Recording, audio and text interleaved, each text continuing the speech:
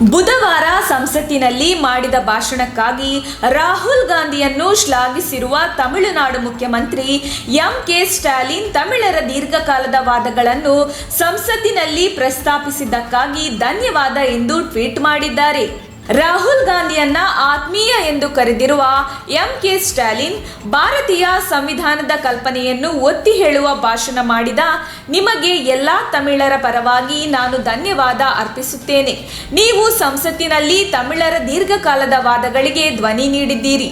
ಇದು ತಮಿಳರ ಸಾಂಸ್ಕೃತಿಕ ಮತ್ತು ಮೂಲ ರಾಜಕೀಯದ ಸ್ವಾಭಿಮಾನವನ್ನು ಎತ್ತಿ ಹಿಡಿದಿದೆ ಎಂದಿದ್ದಾರೆ. ಬುಧವಾರ ಸಂಸತ್ತಿನಲ್ಲಿ ಭಾಷಣ ಮಾಡಿದ ರಾಹುಲ್ ಗಾಂಧಿ, ಆಡಳಿತಾರೂಢ ಬಿಜೆಪಿಯು 1947ರಲ್ಲಿ ಒಡೆದು ಹಾಕಿದ್ದ ಭಾರತದ ರಾಜ್ಯ ಕಲ್ಪನೆಯನ್ನು ಮರಳಿ ತಂದಿದೆ ಎಂದು ಆರೋಪಿಸಿದರು. ಪ್ರಧಾನಿಯನ್ನ ಗುರಿಯಾಗಿಸಿ ರಾಜ್ಯದ ಕಲ್ಪನೆ ಮರಳಿ ಬಂದಿದೆ ಎಂದಿದ್ದರು. ಸಂವಿಧಾನದಲ್ಲಿ ಭಾರತವನ್ನು ರಾಜ್ಯಗಳ ಒಕ್ಕೂಟ ಎಂದು ವಿವರಿಸಲಾಗಿದೆ ಹೊರತು ರಾಷ್ಟ್ರವಲ್ಲ. ಭಾರತದಲ್ಲಿ ರಾಜ್ಯದ ಜನರನ್ನು ಆಳಲು ಸಾಧ್ಯವಿಲ್ಲ. ವಿವಿಧ ಭಾಷೆ ಮತ್ತು ಸಂಸ್ಕೃತಿಗಳನ್ನು ಹಕ್ಕಿತ್ತಲು ಸಾಧ್ಯವಿಲ್ಲ. ಭಾರತ ಪಾಲುದಾರಿಕೆಯಾಗಿದೆ, ಸಾಮ್ರಾಜ್ಯವಲ್ಲ.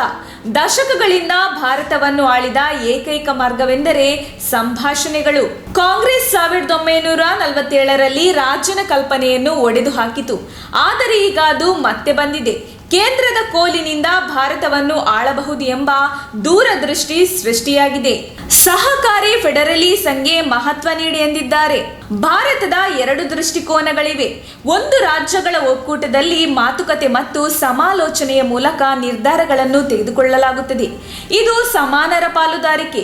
ಇನ್ನೊಂದು ಶಾನ್ನ ಆದೇಶದ ಆಳ್ವಿಕೆ.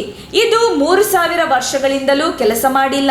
ಬಿಜೆಪಿಯ ದೋಷಪೂರಿತ ದೃಷ್ಟಿ ನಮ್ಮ ದೇಶವನ್ನು ದುರ್ಬಲಗೊಳಿಸಿದೆ ಎಂದು ರಾಹುಲ್ ಗಾಂಧಿ ಆರೋಪಿಸಿದ್ದಾರೆ. ನಮ್ಮ ತುಮಕೂರು ಮಾಧ್ಯಮದ ವಿಶೇಷ ಸುದ್ದಿಗಳನ್ನು ನಿರಂತರವಾಗಿ ಪಡೆದುಕೊಳ್ಳಲು ಚಾನೆಲ್ ಅನ್ನು ಸಬ್ಸ್ಕ್ರೈಬ್ ಮಾಡಿ. ಕ್ಷಣ ಕ್ಷಣದ ಸುದ್ದಿಗಳಿಗಾಗಿ www.nammathumakuru.com ಗೆ ಭೇಟಿ ನೀಡಿ.